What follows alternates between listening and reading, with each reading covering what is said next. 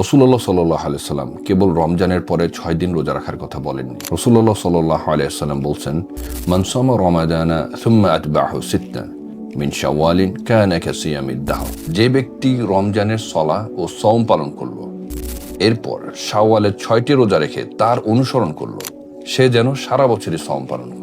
রাসূলুল্লাহ সাল্লাল্লাহু আলাইহি ওয়াসাল্লাম বলছেন, রমজানের পর ৬টি রোজার মাধ্যমে তাকে অনুসরণ করতে। দ্য ওয়ার্ড আতবাহু এর অর্থ হলো কোনো কিছুকে এত ঘনিষ্ঠভাবে অনুসরণ করা যেন মনে হয় আপনি আসলে তা ছেড়ে যান। এরপর তিনি এর কারণও দেখাইছেন। আল্লাহ সুবহানাহু ওয়া তাআলা কুরআনে বলছেন যে প্রতিটি নেক আমল 10 গুণ বৃদ্ধি করা হয়। রমজানে আপনার রাখা 30টা রোজা 10 গুণ হিসেবে 300 দিন সমতুল্য। শাওয়ালের 6টা রোজা 10 গুণ হিসেবে 7 দিন সমতুল্য। 300 + 7 360 দিন আল্লাহর কাছে একটা পূর্ণ বছরের সমান। প্রতি বছর যদি আপনি এই প্র্যাকটিসটা বজায় রাখেন, রমজানের রোজা এবং শাওয়ালের রোজা, ইট মিনস আপনি সারা বছর রোজা রাখছেন। এই প্র্যাকটিসটা যদি আপনি প্রতি বছর করে থাকেন, দ্যাট মিনস আপনি সারা জীবন রোজা রাখছেন।